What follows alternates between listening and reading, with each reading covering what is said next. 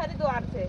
ये हरिद्वार में एक आश्रम है शांति कुंज नाम का, जो 3 किलोमीटर की रेंज में बसा हुआ है, और इसका उद्देश्य है मानव को देवता बनाए। क्या बनाए? मानव को देवता बनाए। कैसे बनाएंगे?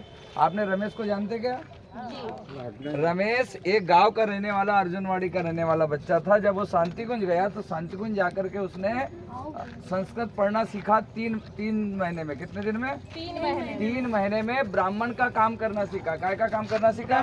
क्योंकि लोग बोलते थे गोंड को ब्राह्मण बनाया नहीं जा सकता, परंतु हमारा जो है, हमारी जो संस्कृति है उसमें किसी जाति और धर्म का भेद नहीं है। मानव मात्र एक समान, नर और नारी एक समान, जाति वंश सब एक समान। जब भगवान ने हमारे को खून सबका लाल एक जैसा बनाया, इसी धरती का अन्न हम लोग खाते हैं और इसी धरती का पानी पीते हैं, तो भेद करने वाला कौन होता है? इसके लिए हर कोई ब्राह्मण का काम कर सकता, हर कोई पूजा पाठ कर सकता, हर कोई जाकर के जन जागृति का कार्य कर सकता। इसके लिए अपने समाज का स्तर ऊपर उठाने के लिए रमेश बोला कि डंगरा फाटा में बहुत सारे लोग एकत्रित रहेंगे, और आप बहुत देर से इंतजार कर रहे थे। क्या कर रहे थे? बहुत देर से इंतजार कर रहे थे कि यार ये क्या बला है, आपको समझ में आना चाहिए ना। तो बेटा ये वो है हमारी संस्कृति में आज जो काल नेमी आकर के घुस गए हैं और हमारे को बोलते भैया आप इसको मानो इसको मत मानो।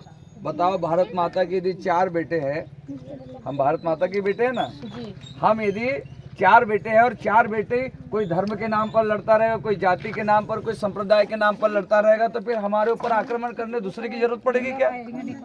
जब हम ही लड़ते रहेंगे तो दूसरा काहे को बोले थे, तो अपने मन से ही लड़के और मर जाएंगे यार, अपने को मानना नहीं पड़ेगा, नहीं क्या? इसके लिए हम लोगों को आवश्यकता है कि हम लोग सब इंडियन है। कौन है? इंडियन। हम भारतीय है, और हम भारतीयों को कभी भी किसी भी जाति धर्म संप्रदाय के आधार पर नहीं लड़ना चाहिए और ना कभी मतभेद करना चाहिए। इसलिए परम पूज्य गुरुदेव ने 1926 में दीपक जला करके एक नारा दिया जिसका नाम है मानव मात्र एक समान। मानव मात्र एक समान। हम सब एक समान है ना? किसी का मुंह नाक इधर नहीं है, ना किसी के पैर उल्टे नहीं है। हम सब जब एक जैसे हैं, हम सब एक है, तो फिर हमें किसी भी आधार पर मतभेद नहीं करना चाहिए। इसी मतभेद को मिटाने के लिए परम पूज्य गुरुदेव ने एक छपको अम्मा की सेवा किया, जो एकदम निचले स्तर के जो जाति थी, जो पहले मेहतर लोग मैला फेंका करते थे ना,